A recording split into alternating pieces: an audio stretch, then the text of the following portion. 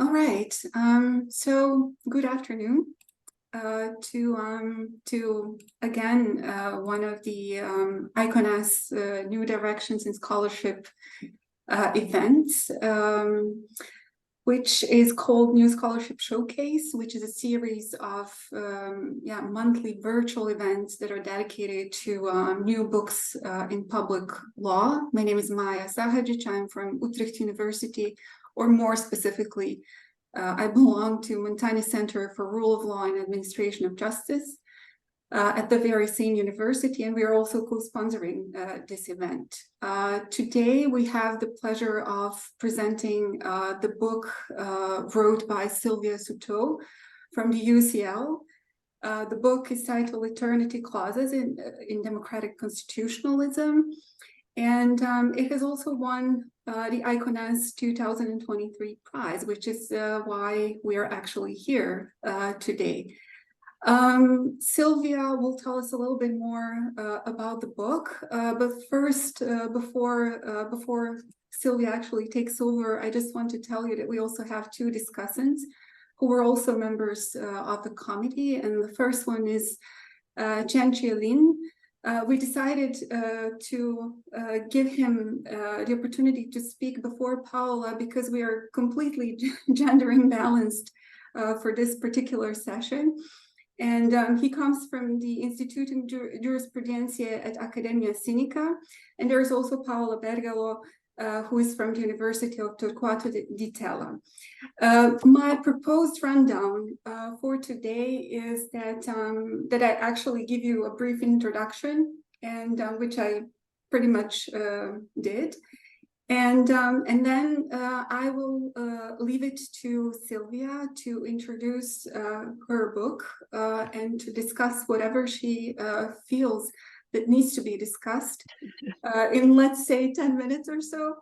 And then we would start, well, I wouldn't say comment section, but rather a discussion section with the committee members, with Chen and Paola, with roughly, I don't know, 15, 20 minutes each. And then we can also turn to a Q&A or a discussion section from the audience. The idea is actually not to have the regular book promotion, sort of to say, but actually to discuss the book, the concepts from the book, and so on. And that is actually what I also think will be rewarding for all of us, because it will be there will be more discussion rather than simply commenting on the book. So Silvia, please go ahead and do the magic as you did with writing the book and actually winning. Thank you very much. Thank you, Maja. Thank you to the Committee on New Directions and Scholarship, which is doing such tremendous work highlighting really exciting new work. Thank you to you, Chen and Paola, for agreeing to join us for a discussion today at different ends of the world and of the time zone. I have to thank the ICONAS Book Prize Committee in a public forum. I haven't had a chance to do that since I wasn't in New Zealand when this was announced, but I want to thank the two members that are of the jury that are here, but also Giulio Napolitano, Aileen Kavanagh, and Tom Ginsburg for appreciating the book and thinking it has merit. Shout out to the honorable mentions, Anna Djedzic and my colleague Berhun Gibe, whose work is also tremendous and highly recommended. And thank you to all the participants in today's seminar. So I am very happy that this is not going to have a standard book discussion format, because it gives me a chance to be a bit less formal and to hopefully also entice you to tell me what you think is or isn't interesting about the topic and the themes explored in the book. But I thought, nevertheless, to start by giving some background to the book's genesis and to put it into a bit of context, in my own research trajectory, and see whether maybe some of that resonates with others. So the book actually started many years ago, too many, I won't say how many years, but as a PhD project in Edinburgh. And back then, it seemed like a much more niche area of research the idea of unamendability, eternity clauses, and judicially created doctrines of unconstitutional, constitutional amendment. Now, of course, they weren't minor in different national contexts, and there were some that were more well known than others, Germany, for instance, or India. But as a global phenomenon, it didn't seem like that's what was happening, right? So when I started, and I know others who have written on this started in a similar way, it seemed like almost a paradoxical question to ask about, constitutions that wouldn't be amended, and it seemed also to raise new questions about age-old debates on the legitimacy of judicial review, how it interplayed with democracy, etc. So that was, the early days of this. But in time, of course, scholarship grew, and judicial activity in the area grew. And I won't have to nominate people like Yaniv Rosnai, Ross Dixon, David Landau, Richard Albert, and others to make the case that, we've really seen an inflation of published work in this area. So by the time I actually finished or, was writing the book as opposed to the PhD, I wasn't just dealing with those initial questions, but it felt like I both had to answer and also offer what I saw was a needed correction to what seemed to be emerging as a sort of if not settled understanding of unamendability, then at least a dominant narrative around it. And what I saw as that dominant understanding saw both formal eternity clauses, so provisions in constitutions that declared certain values, principles, or other provisions unamendable, and judicially created doctrines like basic structure doctrines or minimum core doctrines.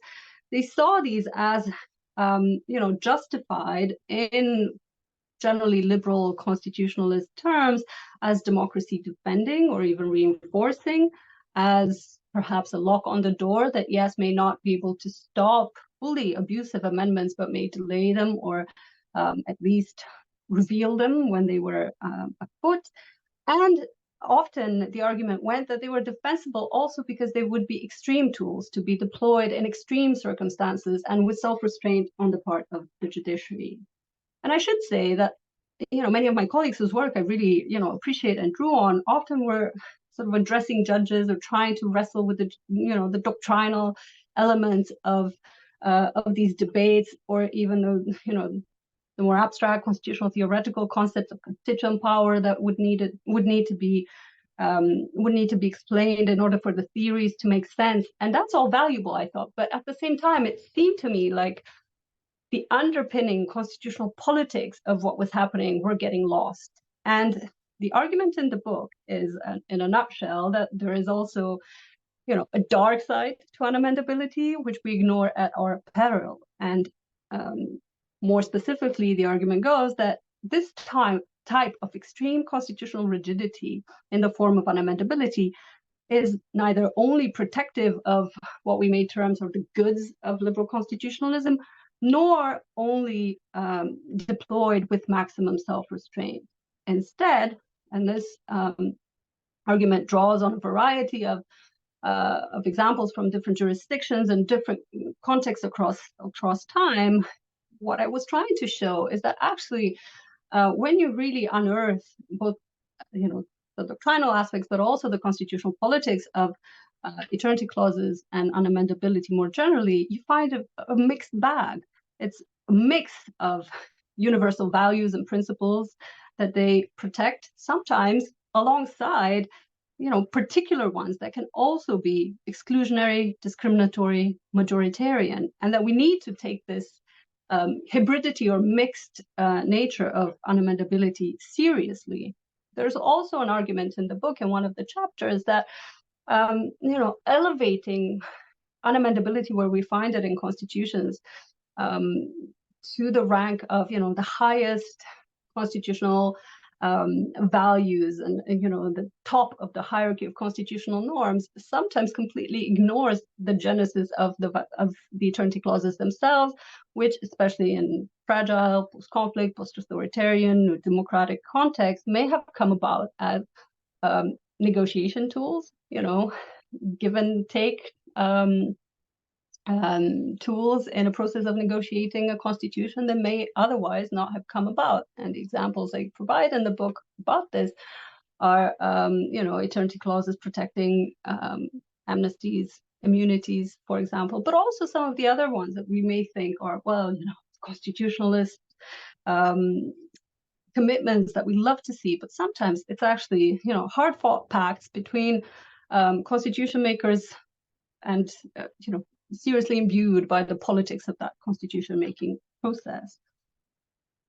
Now, so, there's that pragmatic aspect of unamendability where it acts like sort of insurance for the future. There's also one chapter in the book which I think has resonated with quite a few people since it came out, which traces the rise of constitutional identity review. And it deals especially with European cases, which were the most visible and the ones I was most familiar with at the time. But I think it's spread even more since the book came out. And at least in the European context, this is discussed in terms of EU law, but there is an element to that debate, closely connected to unamendability, where the argument is, again, about constitutional essentials, fundamentals that are purported to be protected through these unamendable provisions and said to form part of the core constitutional identity of the polity and hence deserving of protection. And I am, spoiler alert, very critical of the concept. I think it is under-theorized and possibly,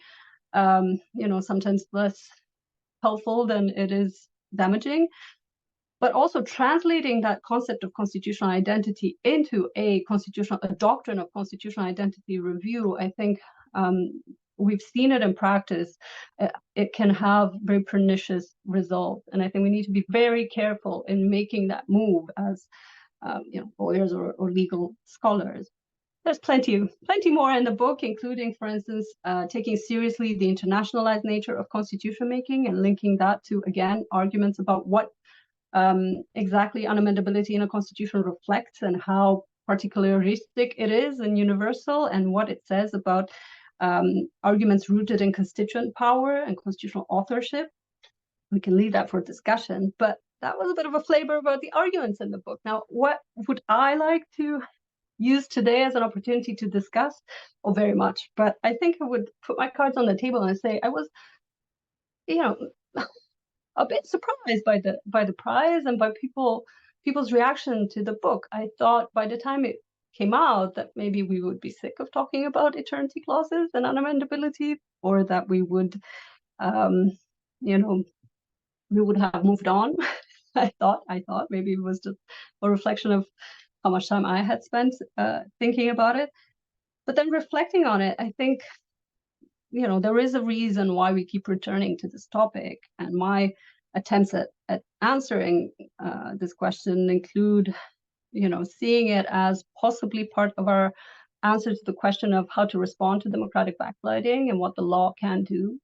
You also see a renewed interest in militant democracy and theories and tools of militant democracy, and people really trying to think of how they can deploy them more imaginatively or come up with new ones, but also the search for structural doctrines to respond to, the particular nature of the democratic backsliding we're seeing, including incremental amendment packages that are very hard to pin down and to sanction as backsliding individually. So trying to find sort of a net to capture them under. I think there's also been renewed interest, again, in the context of backsliding and the rise in authoritarianism, in studying hybrid regimes. So this argument that actually, often you find in the same constitution both liberal and illiberal elements, majoritarian and possibly exclusionary elements, I think tracks with that as well. And I also see it as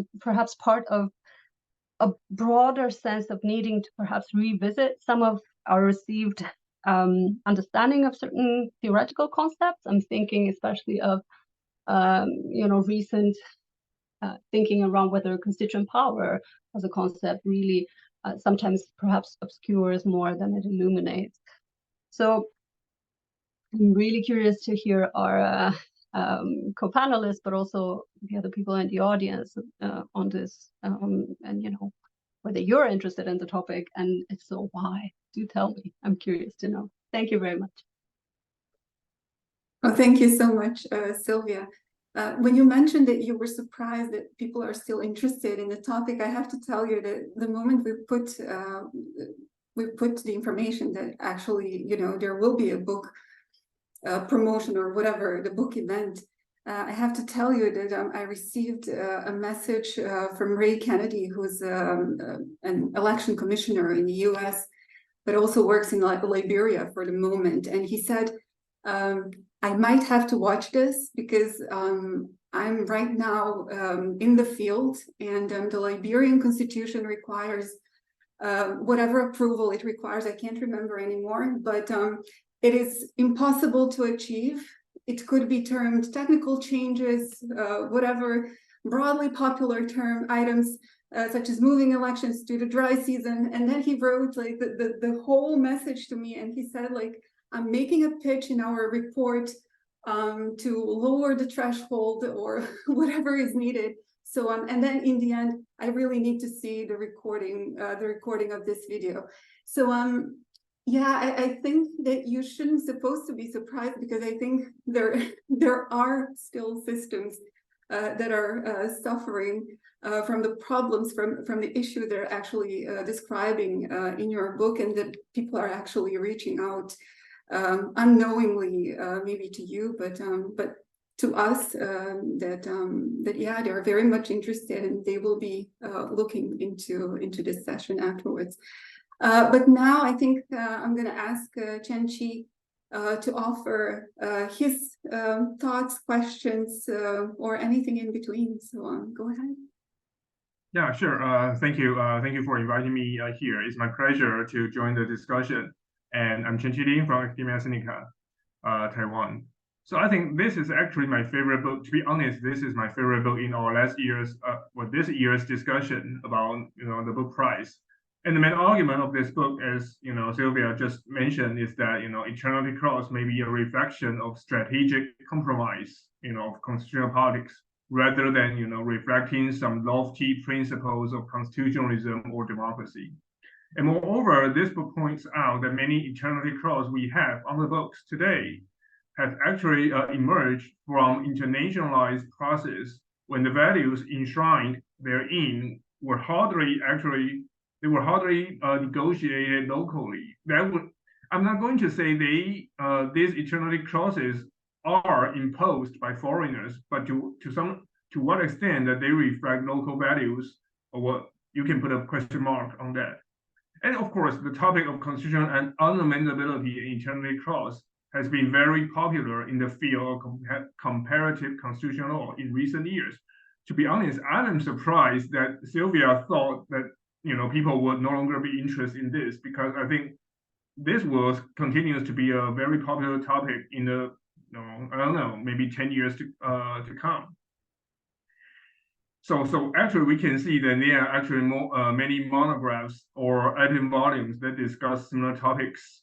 However, I think compared with other monographs that discuss or that address similar topics, Silvia's book is more skeptical of the value of Eternity Crosses, if you will. And the conclusion of this book is somewhat so I think the conclusion of this book is somewhat provocative in the sense that it argues, as Silvia just said, it points out the dark side, or it argues that the Eternity Crosses or constitutional unamendability, particularly in new and fragile democracies, is most likely to fall prey to manipulation.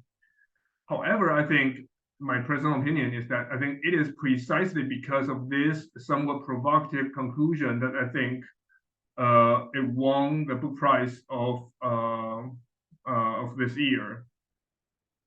And I think the finding of this book and the conclusion of this book is sound, and the quality of its argument is superb. I mean, I have no doubt with that. The author Silvia points out that under the pressure, or you can say advice, quote unquote, advice or help of foreign constitution-making experts, more and more Eternity Clause are actually the product of foreign experts rather than domestic people that are really subject to Eternity Clauses.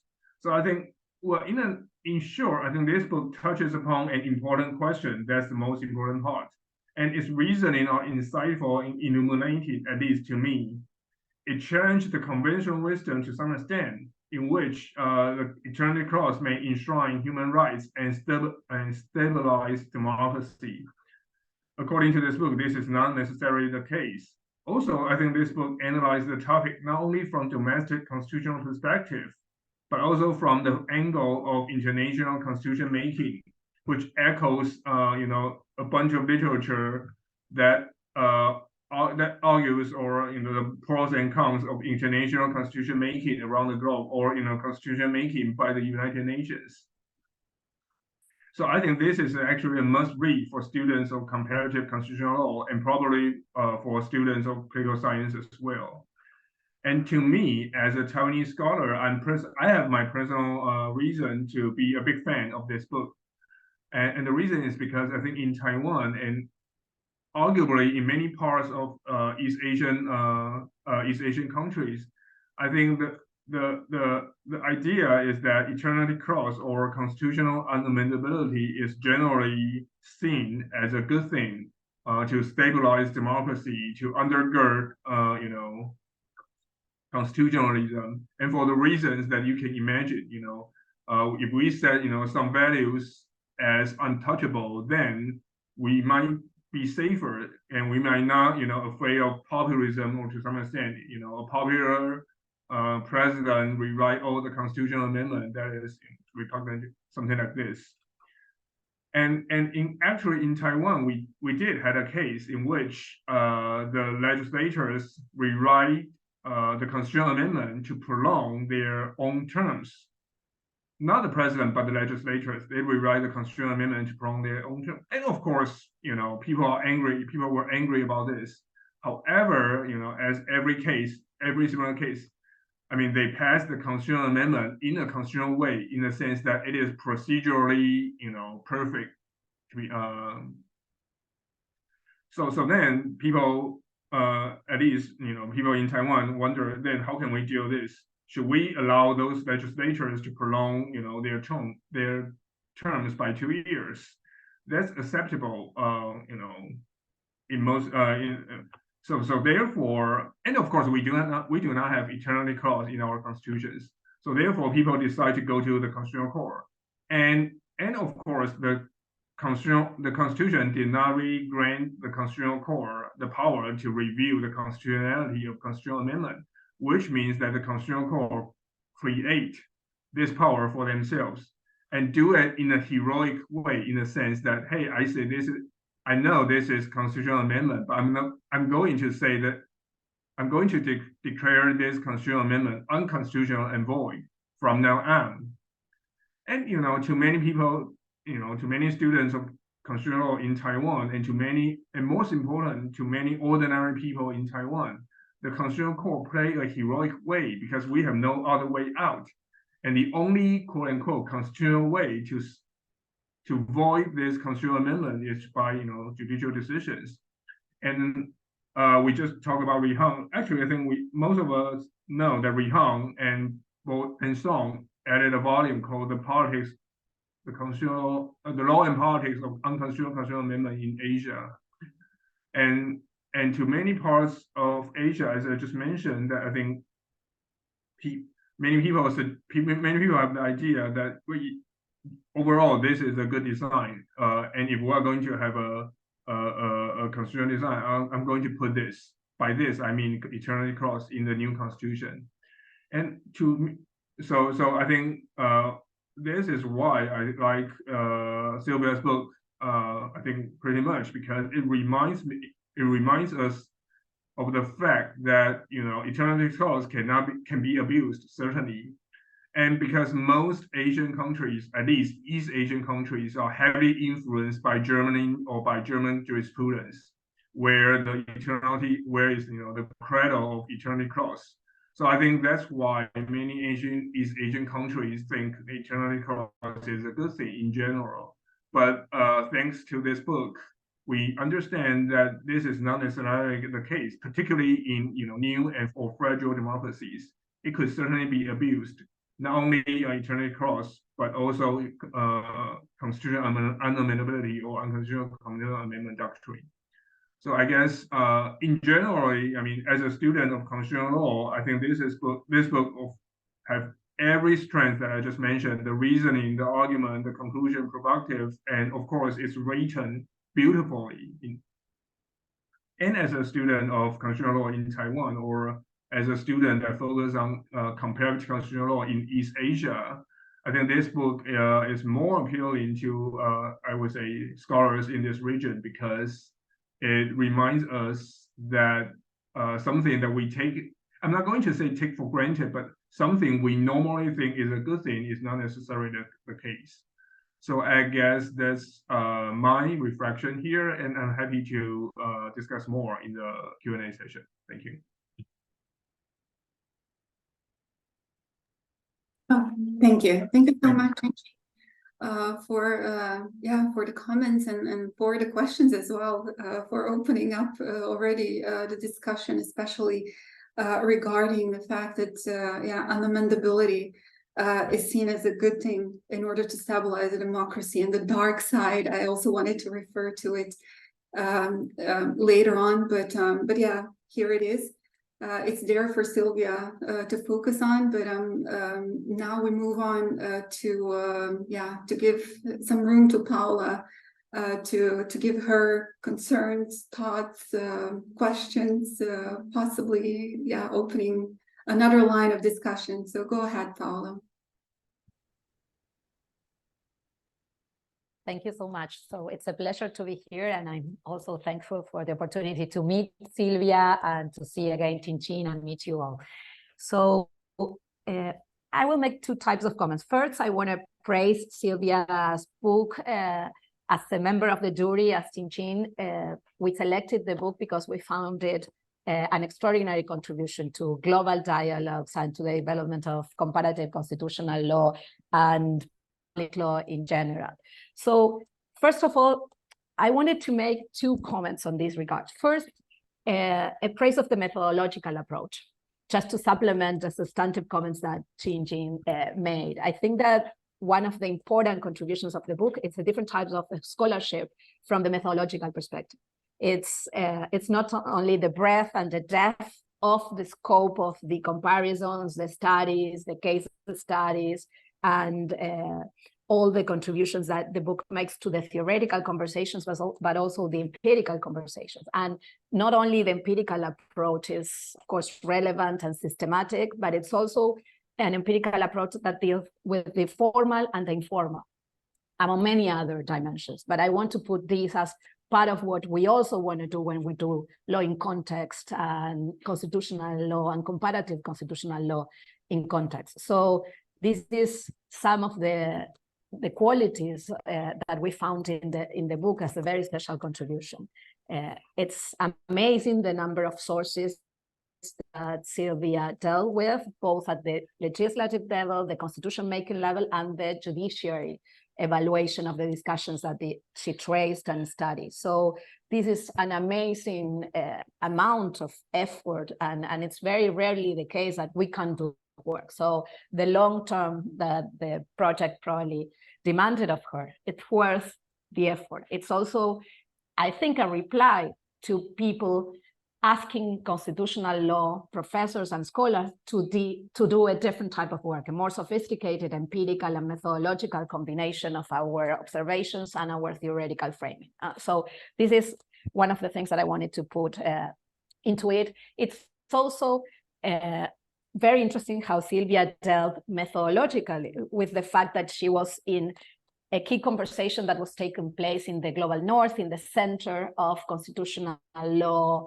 debates and challenges, but also she brought the internationalization of public law, the internalization of the influence of international law in national conversations, and of course, on top of all of these, she even get to include in the conversation the current context of democratic backsliding. So it's amazing the different levels of analysis that she was able to combined in the contextual and empirical dimension of the work. So I want to praise this methodological dimension of the book, because I think it's going to be something that will push forward scholarship, not only in the substantive dimensions of the debate, both at the bigger theoretical conversation and the concrete conversation for us law professors on eternity clauses, but on the methodological approach. So that's one thing.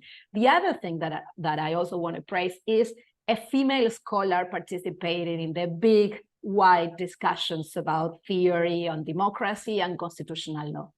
Now, this is a place where it has been very hard for female scholars to play at. No, this is a type of field in which we have, for sure, made contributions, but sometimes from concrete questions that didn't aim at like the wider conversation, the wider theoretical dimensions of how we define democracy, how we define constitutional democracy, and how we get into the legal dimension, the public law dimensions of the combination of theory, empirics, and also big theorizing and critique. So for all of these dimensions, I want to add to Tinjin and also the jury's appraisal of the book. So that's my first comment. I'm very glad to see like a younger generation of scholars dealing with these big questions and doing it with a methodological rigorosity and also a breadth and depth that it wouldn't be imaginable for female scholars in the past. So thank you for all of that effort, Silvia.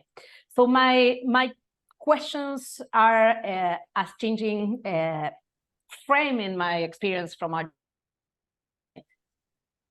limited knowledge of the global South and especially Latin America. So I come to this conversation more situated in my experience as an Argentine who has spent like the last 4 decades trying to see democracy consolidate in Argentina. And I've been part of like a community of law professors and scholars that locally and also regionally have been focused in our transitions to democracy and are still in that game, and we will probably be the rest of our life in that game. So I also came to this conversation at a different level of analysis, at the level of analysis in which we have been dealing with this debate for the last 20, 25 years, both locally and regionally in conversations framed by Jeremy Waldron's challenge to judicial review and to the role of the relationship between the democratic and the constitutional side of it, and actually what it meant for the role of courts in dealing with this conversation. I'm also a student, I was a student of him at Columbia, but I'm also I was a student and I'm now a colleague of Roberto Gargarella, who you probably know, like has made his contributions to these debates, both nationally, regionally, and more globally. And so I in a way, I arrived to the conversation with the first citations that Silvia makes in the book, the conversation between Stephen Holmes and the counter-majoritarian debate. So I see this conversation among Silvia and her peers, Richard Albert, Rosner, and also David Landau, as a generational shift to the more legalized dimension, the public law, like a new generation of legal conversations that goes to the heart of the conversation about the stability of the Constitution and the constitutional side in constitutional democracy or liberal democracy in the counter-majoritarian dimension of the conversation. I know that this could be felt in a way as going backwards to a conversation that some of you think that may have lost presence in our interest. I'm just saying that I can't separate the conversation between this more focused dimension and the larger questions that we faced, mostly in the global South when we are discussing constitution making, stability, and sometimes eternity clauses. We haven't dealt that much with the eternity clauses, though we are facing some of these conversations in the more recent constitutional process. Our conversation has been about building a democratic constituency, a liberal constitutional tradition in authoritarian traditions in countries that have gone through political violence, that have had unstable governments and societies in most of the 20th century and even the beginning of the 21st. I come from probably the country that has had more constitutional interruptions, not only in Latin America, but in many other parts of the global South. So the instability from where I come and the authoritarian traits of our culture are probably larger than others that are contemplated in the case studies of the project. But I want to make the point that when you look at the book from that perspective and you see all the contributions that the book makes, you also wonder whether there is a time frame in which the analysis collapses countries where this conversation takes place in a more consolidated background, where the democratic polity is taken for granted, and countries where the objections and the critiques and the dark side of the eternity clauses, but also the dark side of constitutional stability and the constitutional democracy project is just a project in the making, just something that at which we aspire, an ideal which we have used in more of aspirational, expressive way, and we still need it. We still need it to fight our authoritarian grounds and day-to-day challenges. And in that context, the contextual analysis loses a little bit of the big differences that exist when you face these conversations, assuming a minimum democratic consensus, or what, for instance, Waldron used to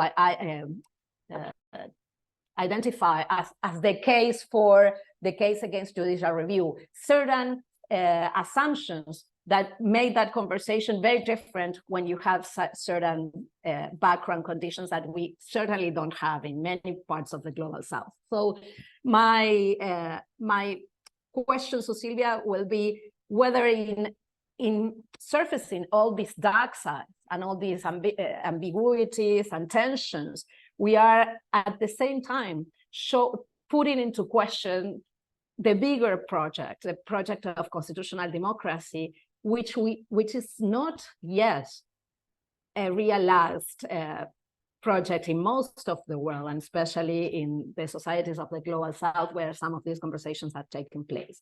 And coming from Argentina in the last 40 years, I've seen the operation of the promise of stability as something that we have been able to use incrementally to build whatever we have of a democracy or a democratic consensus now.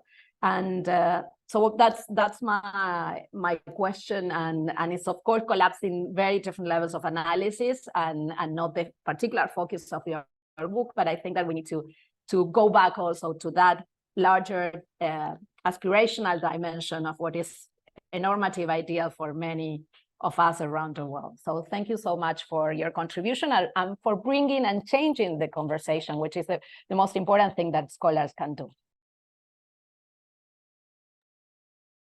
Oh, thank you, Paula, especially for ending with the idea of normative and what it actually means and how it reflects on the topic. But I think before we open up for the Q&A also with the audience right here, maybe Silvia, do you want to add something, reply, or pose more questions? I would love to. This is the beauty of putting something out in the world and people, being generous enough to engage with it. I always feel like I learn more from these conversations than than I knew before, and this is also the case now. I think, thank you first of all to both of you for those wonderful comments. It's a good thing there was a bit of cloud cover so you couldn't see me turning bright red when you were praising the book. I do appreciate it, and I'm very glad that you saw it, especially resonating or speaking to the very different contexts that you both come from and that inform your reading of the book. I will start by addressing Chin's comments to say it's when the Asian context features prominently in the book as well, because it is such a has been such a rich fertile ground for the spread, especially of the basic structure doctrine. but as you said, with a lot of unchallenged assumptions about what it could and couldn't do. And I think we, since it came out as well, we've seen it able or not able to respond to all sorts of challenges, where you would have thought that something like the basic structure doctrine in India, which was developed, during times of emergency and has been praised precisely for its addressing those kind of extreme circumstances, I think has lost its bite in recent years. I mean, if you think of the citizenship amendment debates and others, it really throws into a bit of a, or raises a big question mark about whether we may have been overestimating what it could do, and as you say, underestimating the preconditions that previously made it possible for it to be deployed with some degree of success. And on your comment that it's this risk of abuse is especially prominent in fragile contexts, I agree. I make the point in the book about this. But usually I also add another comment here, especially when I address my colleagues in the global north, to build a bridge here to Paula's comments as well, which is to remind them that actually the majority of new constitutions especially are, do emerge from these fragile, conflict, post-authoritarian, transitional, somehow conflict-affected contexts. It's not that we're talking about a subset of constitutions, but actually, if you pull them all out and you look at the conditions of constitution making, often it is less than ideal conditions for constitution. Let's put it that way. And to Paula, I mean, thank you very much, and thank you for raising the methodology point. It's often not raised by lawyers, I'm sure you know, and the only thing I can say is that I don't think I could have done this in any other way. I think just maybe by sheer number of years having spent thinking about the issue, it seemed to me clear that there were all these facets to the questions that I was grappling with, and without addressing them, it felt like there was always a gap that I wasn't plugging. So I couldn't do it any other way. It's how I teach my courses as well. It doesn't always make me popular with students because it means a lot of work, but I think it's the only way to actually get to some sort of an answer to some of these questions. And I'll jump to the last bit that you were raising there. I think is really interesting. I'll say this to the question of, I'll rephrase your question a little bit to be asking, don't we risk throwing out the baby with the bathwater by raising all of these concerns and, all this talk about the dark side where, liberal democracy is being thrown out the window. I don't think that's true. And what I also try to make clear, maybe not as clear as the dark side argument in the book, is that it's not an argument of, against constitutional rigidity wholesale and against, I'm not generally, and for different reasons, I'm not in favor of it, but it's really a corrective to just assuming that that there aren't any downsides to this, and that you need this type of rigidity in order to have your liberal democracy consolidate. I think that's a different type of argument, right? Because I do believe in the project, and it's, we can disagree about all sorts of things that, what goes into establishing a successful liberal democracy, but it's still a project that I'm committed to. I just think actually it's the reverse. It's by overcommitting to this rigidity that we risk throwing another baby out with the bathwater, which is what I tend to refer to as the radical democratic potential of constitutional amendment. So it's looking at things from an overly rigid, overly closed perspective that we actually risk forgetting that constitutions are works in progress. We're a process of becoming, as a book several years ago put it, right? It's a constant negotiation and trying to find the right answer. And by closing off that valve, I think we actually, we're also losing the potential of improving, the reach and also the egalitarian and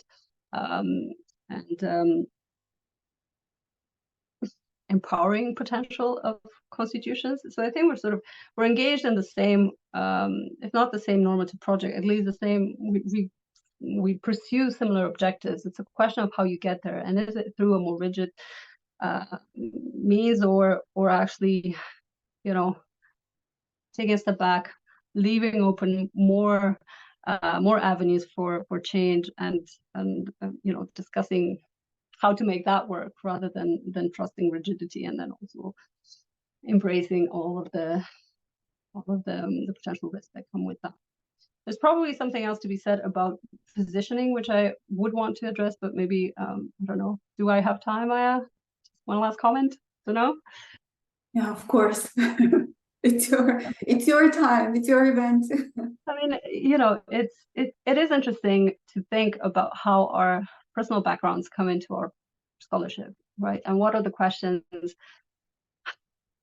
that raises, but also that, you know, the sense of where existing scholarship doesn't offer answers, right, to our own context. And, you know, mine is someone who grew up in a transitional democracy, Romania, and looking at post-communist countries in Central and Eastern Europe and struggling with a lot of these questions that Holmes and others you know, were raising as theoretical questions, but these were very much real questions, right? And all these questions about the preconditions for success in consolidation were real. We're not kind of lofty, you know, let's tweak it here or tweak it there.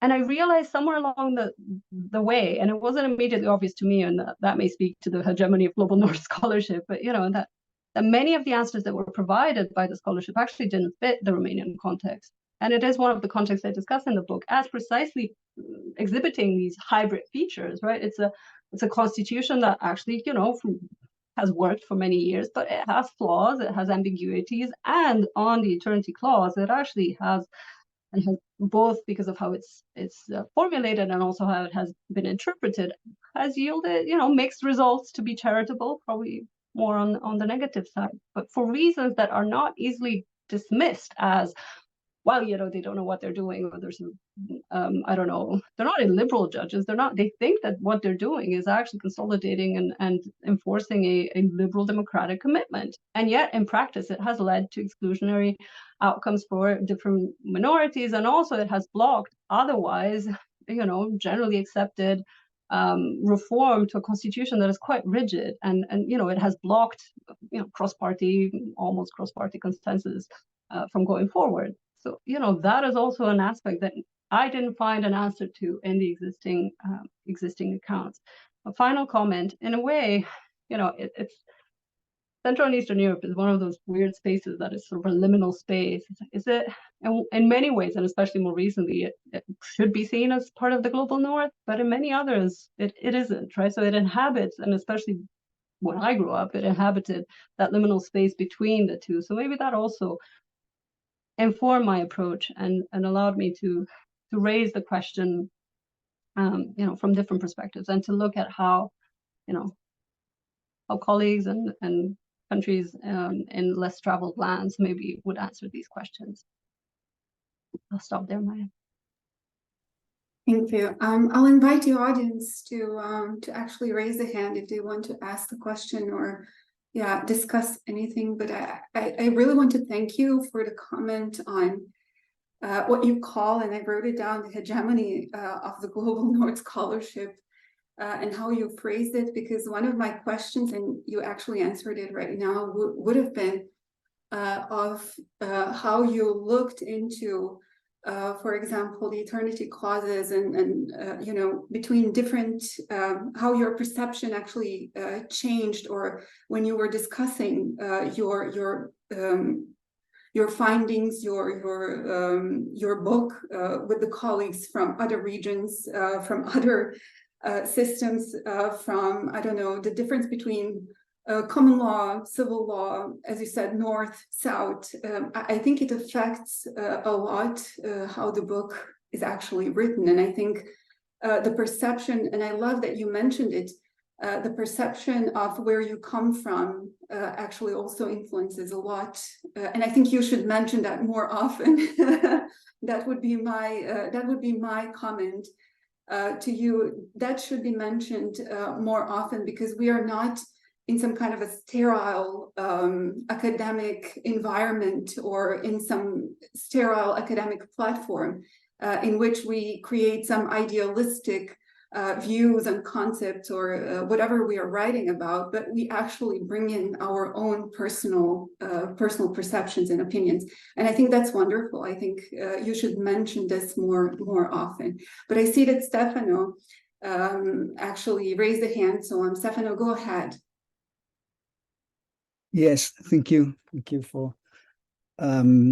So I must premise that I haven't read the book properly, and Silvia knows it. But I say properly because now I read bits and pieces, and listening to this debate now, I'm still more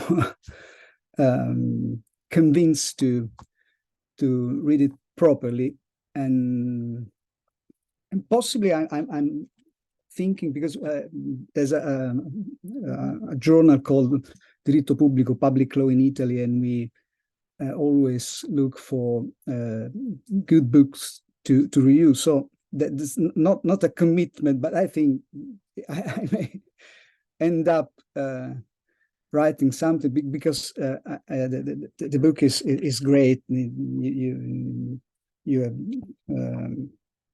explained very well why, and so there's so much things to think over, and the methodology, I see it, it's great. But my question, maybe you have already answered in one of your final comments, not final, I don't remember now. It's about this dark side of the moon, maybe but I wanted to, I'm curious about what's your specific, target, because I read in this very short presentation the unamendability and cautions about this prospect of protecting constitutional democracy.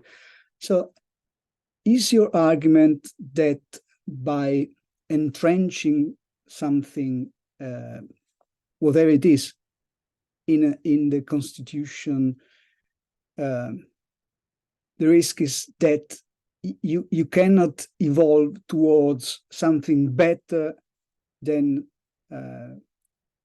we may have now? And this is not maybe so a kind of devastating criticism about unamendability at all. So maybe the question, I don't know if it's clear enough.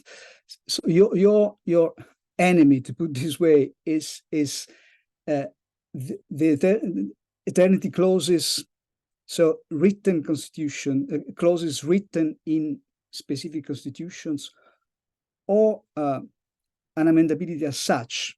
Because my curiosity about reading the book comes from a particular point of view, because I'm reflecting about this idea of the material constitution. I don't know if you are familiar with Silvia. I suppose so. I don't know. It's not a very popular concept, maybe around the world. But for example, in Italy, we have a debate on the material constitution, because there's a quite famous scholar called Mortati, who is one of the main exponents, an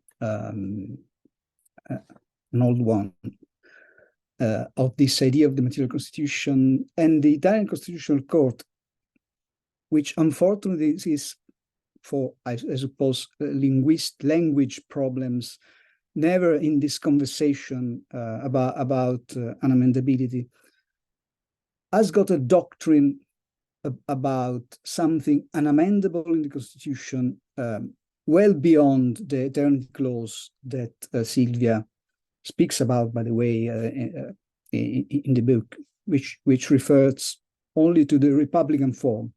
But the Constitutional Court develops within this very vague, it's just Republican as opposed to monarchy, but by connecting this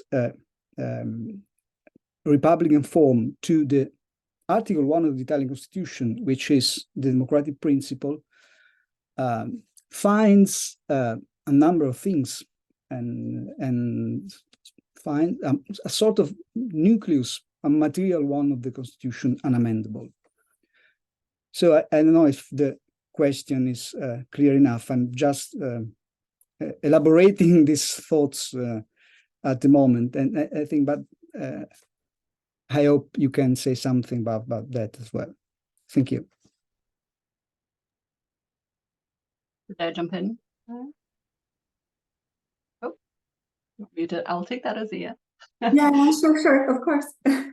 Thank you both for your comments, and I'll start with Stefanos. Maybe I think it's a good way to ask that question: who's my enemy, right? And is the argument about entrenchment essentially preventing progress? Because if so, it's it's also not a very novel argument if that's all that it was. But who's my enemies, that eternity clauses as such, or unamendability generally? And I think the answer would be both, for different but connected reasons, right? There is some discussion of Italy in the book, and it goes beyond just noting that it has the formal eternity clause that defends republicanism, but exactly, it's an interesting example of a constitutional court that and a constitutional case where you have both a formal clause and a doctrine that actually expands beyond the formal clause. Because often people ask, are these mutually exclusive? If you have the formal clause, then doesn't that kind of not just circumscribe but anchor the unamendability doctrine that then builds? And Italy is always the example that I give that actually no, it isn't, and it doesn't. I mean, I don't go into mortati just because of there were some choices that needed to be made if the book was to see the light of day. But it's not true that he's completely invisible, I think, to English language scholarship, and more work is coming out. But I'm thinking of Lucia Rubinelli's book on constituent power, which talks about him. So I guess he will make more of a mark on scholarship. The more English speakers, discover him, and also the more Italians translate him and update him for our time. Well, what to say? I mean, the argument of the book is not just that entrenchment prevents progress. As I said, this is an argument that has been raised before, and in some senses it can cut both ways, right? You can say, well, but it has its advantages nevertheless. So what I set out to do is, as I said, to actually go beyond looking at unamendability purely from a doctrinal point of view. And this is, this allows me to say more about the importance of constitutional politics, I think. Because, a lot of the scholarship on this, and again, it's very good and very, it has its place, but a lot of the times you start with, well, the Constitution has the formal eternity clause, or the court has developed this doctrine. So let's think of how to make it work, of how to calibrate it, how to ensure that courts exercise self-restraint in applying it, etc. I found myself consistently, discontent with just stopping there, because it always felt like we weren't opening the box of unamendability, of looking at, why is there an eternity clause if there is one, or why are these values presumed to be part of the basic structure doctrine or minimum core doctrine, or whatever judicial doctrine is there.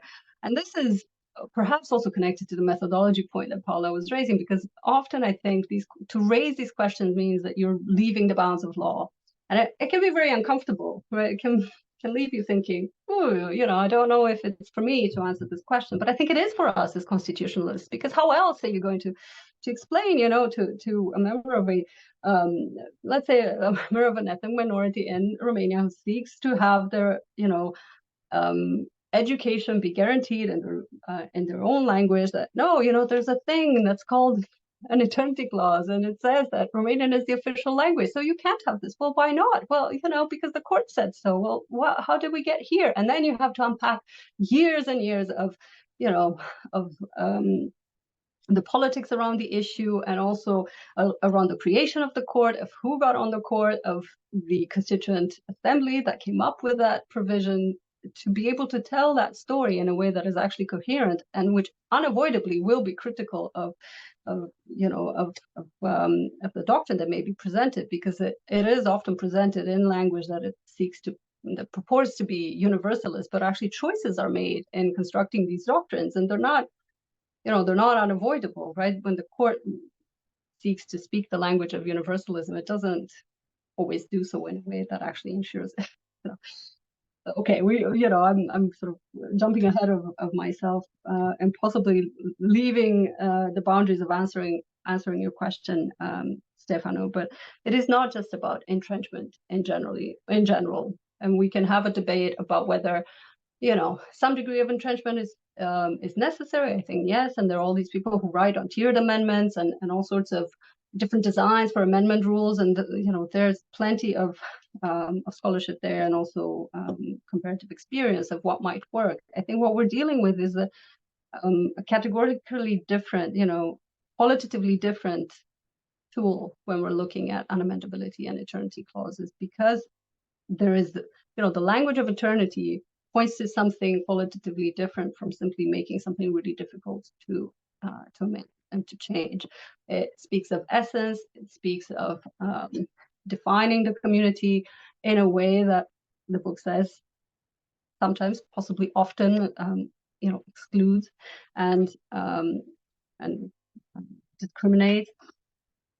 And it also, yes, empowers courts to step in a way that they don't for the protection of other constitutional essentials. There's also an argument in the book, if you're interested, in the chapter on constitutional identity, where I challenge actually why it is that some accounts of unamendability, especially those grounded or centered around formal eternity clauses, take it for granted that these act as sort of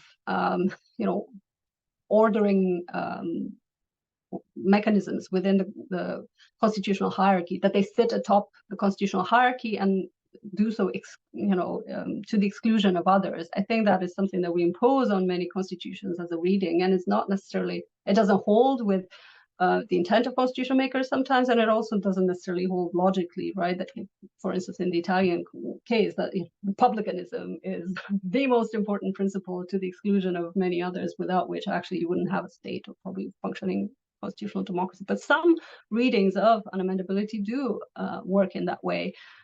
Final comment, I'm rambling, I apologize, is I think there is there's a danger when we do comparative constitutional law to move from one context to another and to lose track of the hinterland, the context that gave rise to certain doctrines or certain ways of interpreting and deploying key concepts. And without remaining mindful of that, we do risk just applying them, misapplying them rather in contexts where they don't fit. And this would be one example. So maybe the book is not even just about drawing our attention to the dark side, the moon, and of unamendability, but also about cautioning us to really remain grounded in the context and to do the legwork, before we extrapolate from a particular national or regional context to others.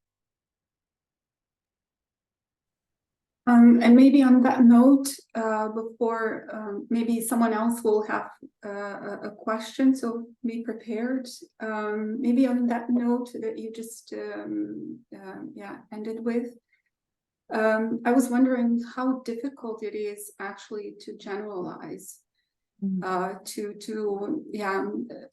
when you were writing the book, how difficult was it for you to generalize? Because I've read, for example, you were writing about Bosnia and Herzegovina. Now you mentioned Romania as well. So these are very specific national contexts that you mentioned. And, when I was reading about Bosnia, because I also do a lot of research on it, of course, there is no eternity clause. It's very easy to amend the constitution, but it never gets amended because of the internal political situation as such. And there you actually properly address the role of the Constitutional Court and then the role of the European Court of Human Rights and so on. So what happens, where is the middle ground when there is no amendability clause, it still doesn't happen. So there's situation as it is, but it's still, as you say, still eternity clauses cannot be abused, but also the entrenchment that you mentioned as such should not also be a blocking point. But where's the middle ground when there is a blocking point, for example, for the European Union accession, when there is a need to preserve, for example, a power ratio in the country that is, built on the basis of 3 constituent peoples and should remain as such according to the political establishment in the country like that, but at the same time cannot move forward towards the EU accession. So I was thinking, how do you generalize? How do you move forward with your conceptual thinking, with your theoretical thinking towards forward, especially, for example, in the context that you mentioned about Romania? These are very specific. I know that there are other very specific contexts that you used in your book.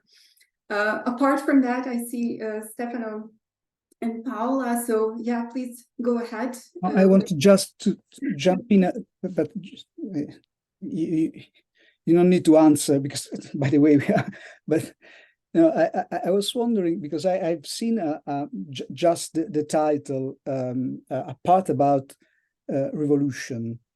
So, given that I think your approach, your effort is mainly normative regarding what we should think about this topic. Is there anything in your view, and this comes to the fore again, this idea of materiality? This is something really unamendable. Is there a core where you cannot touch? So irrespective of the clause, the Constitution, unless you have a revolution, or in other words, how you treat this problem of revolution? Because I haven't read the book, so it may be a long answer. So you can, I don't know the time we have. So, but I want to jump in while you were talking. Thanks. And by the way, I agree with the idea of the general approach of being wary of too much entrenchment. So it's a great, I concur on this.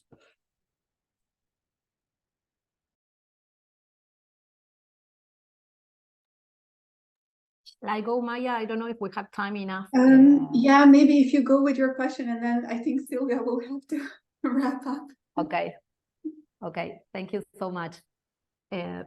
So no, my question, Silvia, was about the empirical research or the methodological challenges that you faced throughout the project, because the breadth of the information you have covered, the number of countries and case studies that you included in the book, it's really amazing. So I wonder whether you could comment on that experience. And also, you mentioned when you were replying or commenting on our comments that there are sometimes critiques to the methodological approach, or there are doubts about the methodological approach. So I wonder whether you could say something about that and how you relate to those observations, if any one is relevant, actually.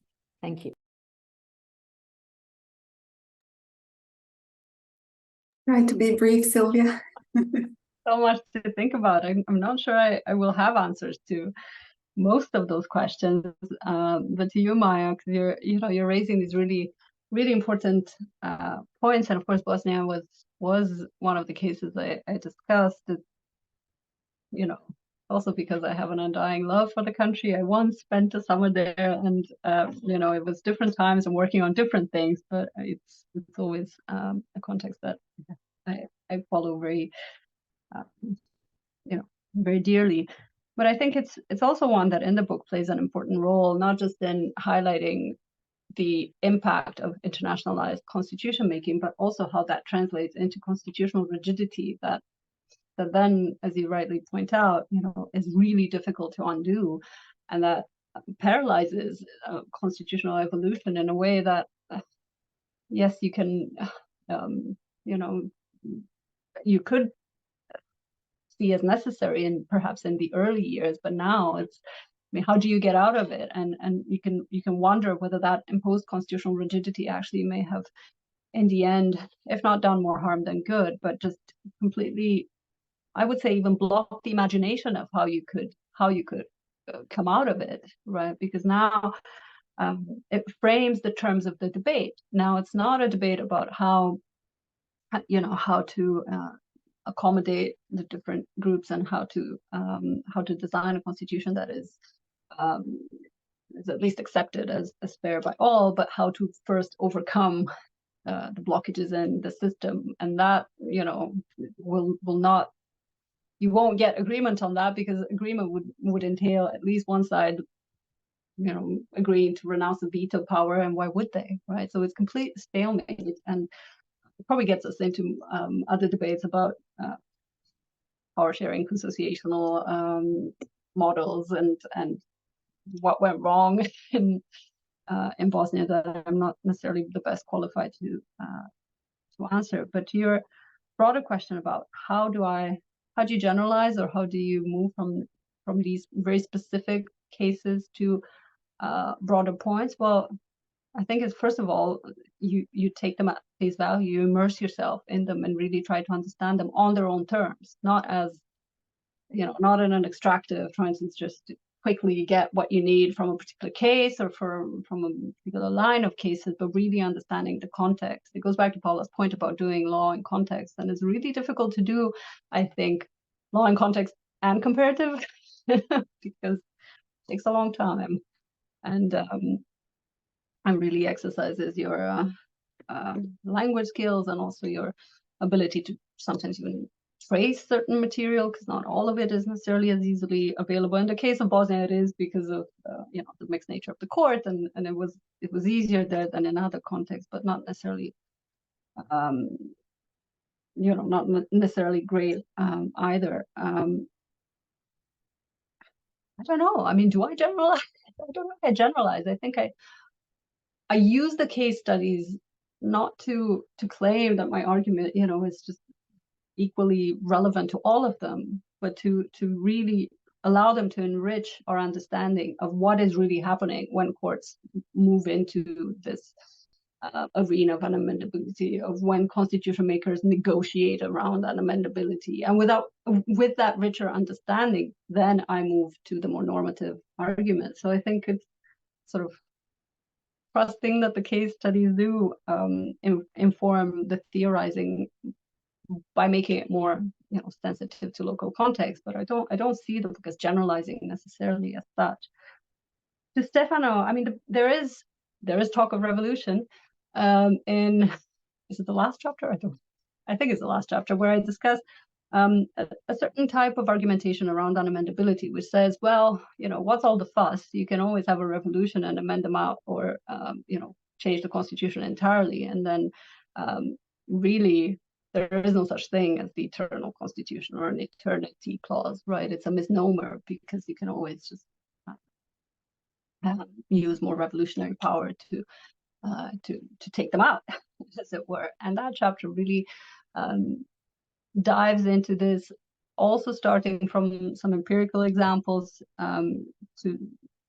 but going into normative scholarship as well, to say it's actually not that easy. And if you look at even a case like the Lisbon decision of the German Federal Constitutional Court, they're in a completely different context, right? EU law, integration, etc. But they do hint at the German eternity clause not being solely, the locus of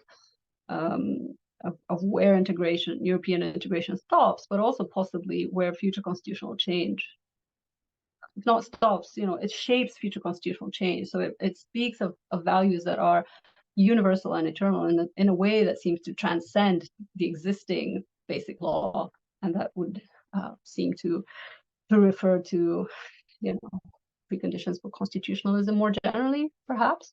And that's actually where I would end and maybe say that we need to have this conversation be a longer conversation. Because your question, is there a core that we cannot touch unless we have a revolution, I think is a bigger and slightly different question than the one that I set out to do to answer in the book. I think what I will also say though is that, you know, I get this question often when people discuss the chapter on constitutional identity, and they say, well, but how can you be so against it? Don't you think that there is a core that you know needs protecting? And I'm always surprised that we don't talk more, or that we don't think that actually talking about protecting constitutionalism as a whole, or perhaps the rule of law, or, you know, I mean, we've had concepts that before were deployed in these debates and seemingly are not anymore. So there's also a bit of concept inflation, I think, that has happened in recent years, where I don't know if it's helped or actually just, you know, crowded the field in a way that doesn't necessarily help our explanatory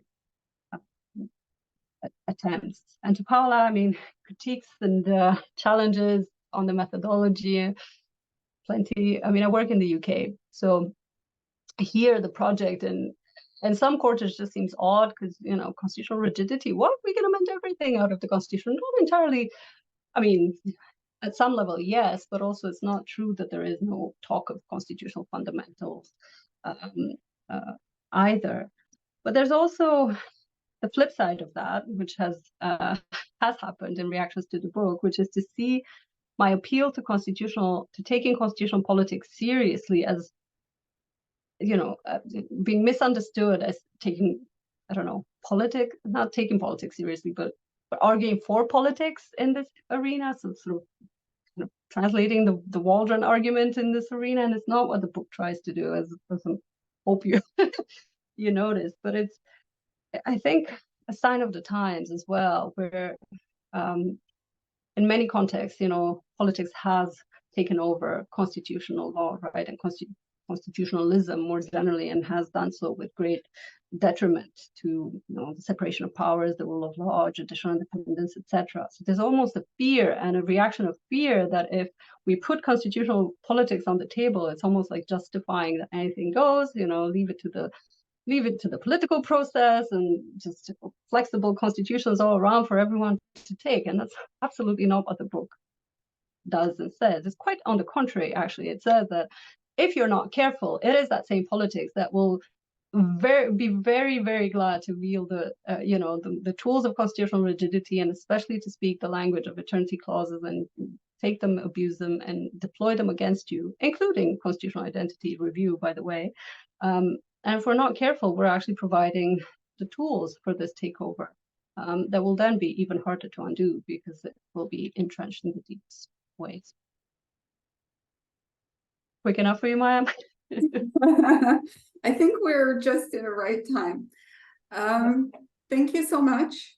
Thank you, everyone. Oh, you do want to add something? I remembered Paula's question about the cover. Okay. Oh, yes, indeed. Go ahead. Indeed.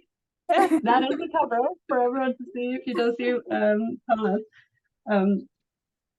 Look, I won't give it all away. As the back cover says, it is. I'm sorry, Silvia. Let me just give a context, because we weren't recording when the question came up. So Paula had a question about the cover. How come the cover is as is? So there you go. Whether there is a special meaning to it.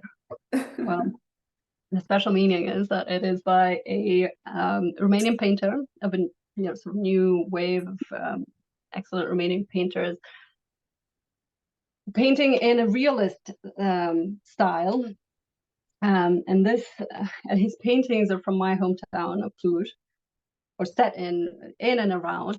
And I think it's really, I love them because while realist, they have an air of nostalgia to them that I think is inescapable. I also love football, so there's that.